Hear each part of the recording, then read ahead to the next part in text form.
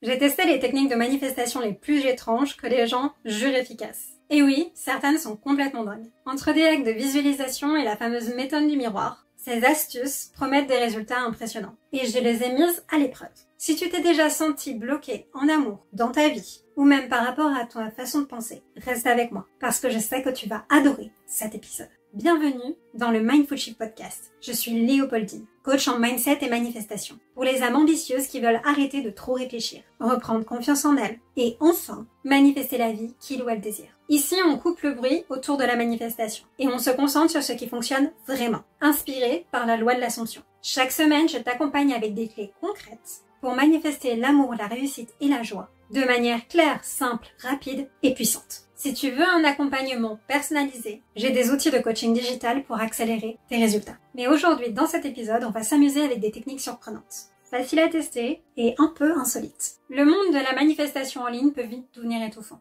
Chaque semaine, une nouvelle technique devient virale. Méthode du miroir, défi de journaling, d'écriture dans un journal, lettre à ton futur toi, affirmation ou chanson de musique TikTok qui promettent des résultats immédiats. Et si tu en as testé quelques-unes, tu t'es peut-être senti frustré ou perdu. Et la vérité, la manifestation n'a pas besoin d'être compliquée. Tout repose sur 3 piliers. La constance, l'alignement dans tes pensées et la répétition. Et chaque minute à passer à scroller ces dernières tendances sur les réseaux sociaux est du temps que tu pourrais passer à tout simplement vivre ta meilleure vie, ta vie de rêve. J'ai manifesté des relations, des messages de mes SP, une carrière, des abonnés sur YouTube, des vues, des j'aime, et surtout une croissance personnelle beaucoup plus rapidement que je ne l'ai jamais imaginé. Et ça, ce n'était pas simplement grâce à des trucs et astuces, mais c'était grâce à des principes simples et surtout à mes propres règles et compréhension de la loi de l'Assomption, que j'ai ainsi appliquée avec confiance. Et avant qu'on plonge dans ces hacks surprenants, on va commencer par les bases. Constance, alignement et répétition. La constance, ce n'est pas être parfaite. C'est penser à partir de ton identité choisie chaque jour.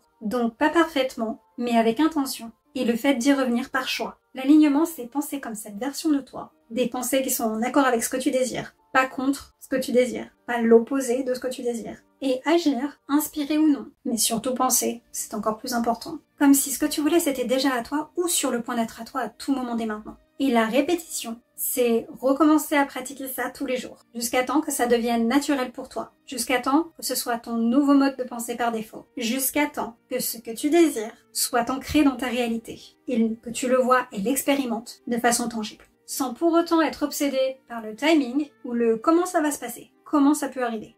Une fois que tu maîtrises cette base, des hacks et astuces comme la méthode du miroir, les lettres à ton futur toi, ce ne sont plus simplement des gadgets, des trucs et astuces. Ça devient des outils pour renforcer ton mindset, pour t'amener à penser à partir de la version de toi qui l'a déjà. Et rester le plus souvent possible dans cette version. Et rester donc dans le bon état d'esprit. Et c'est là justement que ça devient fun, surprenant et même parfois un peu bizarre. Parce que la manifestation, c'est surtout des pensées. Tes pensées créent. Ça a toujours été le cas et ce sera toujours le cas, que tu crois en la manifestation ou non. C'est adopter l'état d'esprit de ton identité choisie et te dire simplement, c'est déjà à moi, c'est déjà fait. À tout moment dès maintenant, c'est à moi. Et si tu as des grands rêves qui semblent un peu écrasants, tu peux même simplement fonctionner et manifester par étapes. Tu peux tout à fait le faire. Il n'y a absolument aucun mal à ça. Si ça te semble plus tangible et plus facile, fais-le. Petites étapes par petites étapes. La manifestation ne fait pas la différence entre petit ou grand de toute façon. C'est juste ta propre perception des choses. Par exemple, tu veux lancer une boutique de bougies artisanales.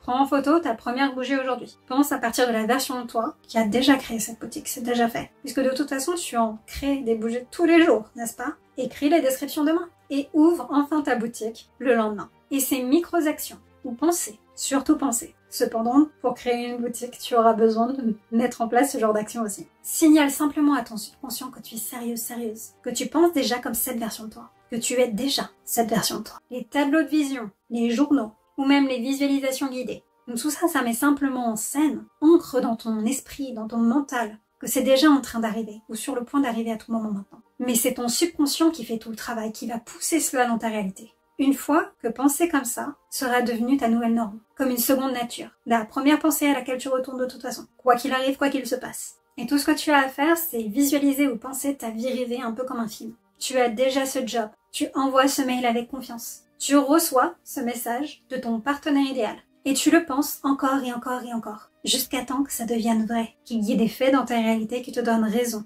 jusqu'à temps que tu aies entièrement ce que tu désires. Et tu répètes ça tous les jours, encore et encore et encore et encore, au minimum 10 minutes par jour. Et en faisant ça, ton cerveau se recable, se reprogramme en fait vers la version de toi qu'il a déjà. Et tu avances dans ta vie comme si c'était déjà à toi, c'était déjà fait. Ton entretien d'embauche, tu as déjà le poste, c'est déjà à toi. Bien sûr que tu étais le meilleur candidat, la meilleure candidate. Personne n'est comparable à toi. Tu es leur candidate, leur candidat préféré. Tu as déjà été choisi, c'est déjà fait, point barre. Cet événement de networking, tout le monde a envie de te parler. Tu as déjà les connexions, c'est déjà fait. Tu es tellement magnétique et charismatique. Tout le monde a envie d'être autour de toi, d'avoir tes coordonnées et de rester en contact. Parce que pourquoi ils ne le voudraient pas? Ton énergie et ta confiance, ils devront matcher cette nouvelle version de toi. Ça n'a pas d'autre choix à partir du moment où tu penses à partir d'elle. Et tu répètes ça tous les jours, sans exception. C'est ça la constance. Pour que ton subconscient l'adopte comme étant ta nouvelle réalité. Pour qu'il n'ait pas d'autre choix que de le pousser dans ta réalité. De te prouver que c'est vrai. Et ta vie extérieure suit. Elle n'a pas d'autre choix. Exemple. Quelqu'un lance un petit blog.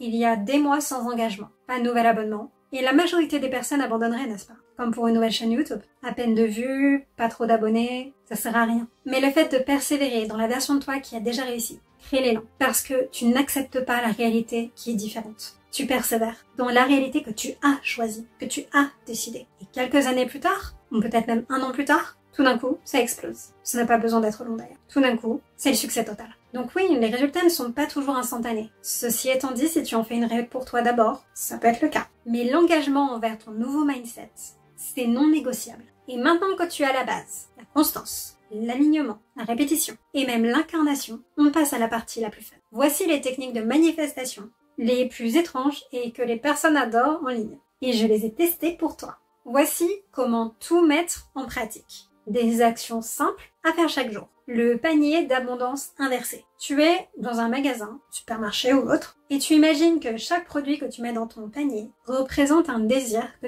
tu as et qui est réalisé. C'est déjà à toi maintenant à partir du moment où tu le mets dans ton panier. Par exemple, l'eau pétillante, abondance financière. Des fleurs, un amour qui éclot. Un SP qui t'envoie un message. C'est assez amusant et c'est assez puissant pour ton subconscient. J'en avais déjà parlé avant, mais c'est quelque chose qui est très proche des placebos. Les discours devant ton miroir ou devant toute surface réfléchissante. Oui, même du coup quand tu prends un selfie. Et tout ce que tu as à faire, c'est parler à ton reflet, que ce soit à haute voix ou dans ta tête. Comme si ce que tu voulais était déjà à toi. Comme si tu vivais déjà ta meilleure vie. Par exemple, je vis ma meilleure vie. J'ai toujours tout ce que je veux. J'ai l'amour, l'argent et la confiance en moi que je voulais. Je suis la personne qui a toujours tout.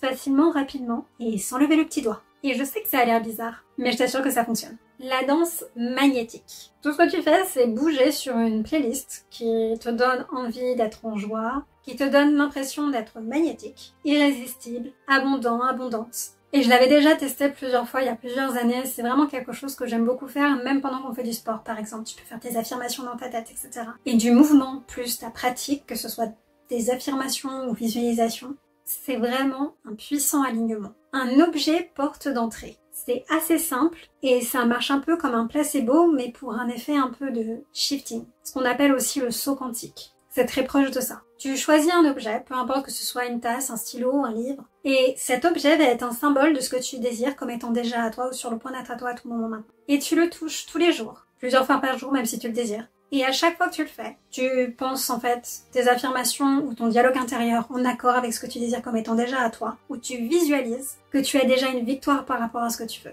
comme un mini résultat, comme si c'était déjà là maintenant à chaque fois que tu touches. Et ça ancre ton but dans ton quotidien. Ça crée une habitude ancrée, un ancrage pour ton mental, une pratique, en somme. Un mail ou une lettre de ton futur toi. Tu écris et tu t'envoies un mail ou une lettre comme si tu étais déjà cette version de toi qui a déjà ce qu'elle veut. Tu écris à partir du fait que c'est déjà arrivé, c'est déjà fait. Cette version de toi a déjà sa vie idéale, est déjà en train d'avoir son SASP, a déjà le succès, la vie qu'il ou elle désire. C'est déjà fait. Et cette version de toi écrit à la version que tu es aujourd'hui, dans le passé. Et tu peux écrire une lettre tous les jours à partir de cette version de toi comme une pratique. Ou tu peux simplement l'écrire une fois et la relire tous les jours. Et oui, c'est un peu étrange, mais c'est efficace. Les défis mini-luxe. C'est assez simple, c'est t'offrir un petit plaisir qui te semble, te paraît luxueux. Ça peut être tout simplement aller boire un café dans un endroit un peu hors norme par rapport à là où tu vas d'habitude. Ou bien allumer une bougie parfumée. Ou bien faire une méditation sur le luxe, sur l'abondance financière pour t'immerger dedans. Ou bien tout simplement aller dans un endroit ou même rentrer dans une boutique qui est extrêmement luxueuse. Sans pour autant que tu achètes quoi que ce soit. Mais en pensant que c'est le cas,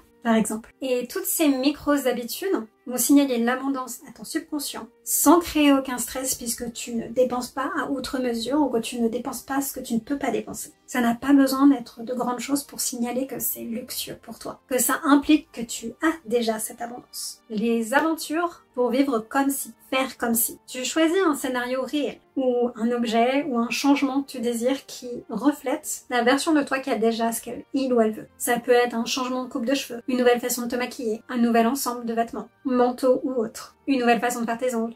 Ça peut vraiment être tout et n'importe quoi qui symbolise pour toi que c'est déjà cette version de toi. Ça peut même être une bague de mariage. Mais ça peut être aussi des choses plus mineures comme te garer à une place premium et laisser un pourboire généreux. Ou même écrire dans ton journal comme si tu avais déjà réussi. Ou instaurer une routine de la personne qui a déjà tout ce qu'il ou elle veut. Et honnêtement, ces exercices d'alignement inattendu sont souvent les meilleurs et peuvent permettre de changer notre routine. Et pour répondre à une question qu'on m'a posée récemment, que faire si je manifeste l'abondance financière, la liberté financière, mais que je dois encore me lever pour aller travailler chaque matin? C'est normal. Manifester ne veut pas dire complètement oublier ou éviter ses responsabilités dans la 3D. Ne veut pas dire qu'on doit se mettre en dette ou quitter son travail. Parce que la loi d'assomption et la manifestation ne signifient pas tout quitter du jour au lendemain. Surtout si c'est quelque chose qui te stresse ou qui pourrait te mettre dans un état de stress et d'anxiété immense. La majorité du temps, ce que tu désires d'arriver le plus naturellement du monde pour toi, sans que tu aies besoin de faire quoi que ce soit. Tu seras poussé à faire des actions quoi qu'il arrive, ou des choses se passeront pour te prouver que tu as raison.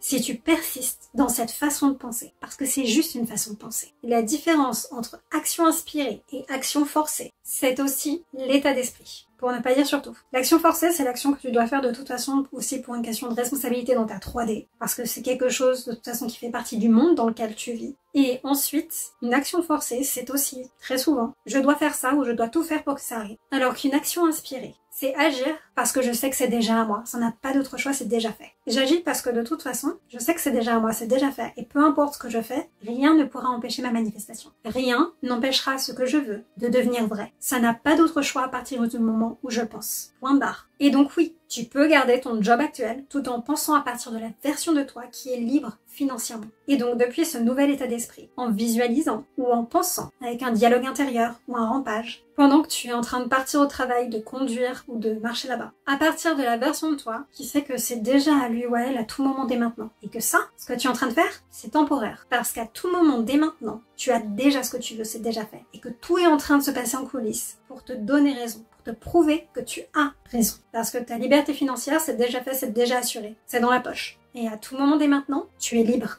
Tu n'as plus besoin d'aller à ce travail. À tout moment dès maintenant, c'est fini. Ça, c'est juste temporaire. Et très vite, tu n'auras plus besoin de le faire. Et tu peux même aller plus loin. En regardant par exemple des vidéos sur la croissance financière, apprendre à investir, ou même lire des livres sur l'état d'esprit, le mindset des personnes qui sont déjà riches. T'entourer de personnes qui sont riches ou qui ont plus d'argent pour savoir comment est-ce qu'ils pensent. Quelles sont leurs façons de penser. Et franchement, ce léger changement, ce shift, ça change tout. Le bocal de constance. Tu mets une pièce ou un mot dans une jarre. À chaque fois que tu fais ta pratique, que tu penses ou visualises ce que tu veux comme étant déjà à toi. À chaque fois que tu changes ta façon de penser pour revenir à ce que tu désires. Dans ta journée à tout moment. Et le fait que tu le vois se remplir renforce la répétition et la constance. Te rend beaucoup plus constante.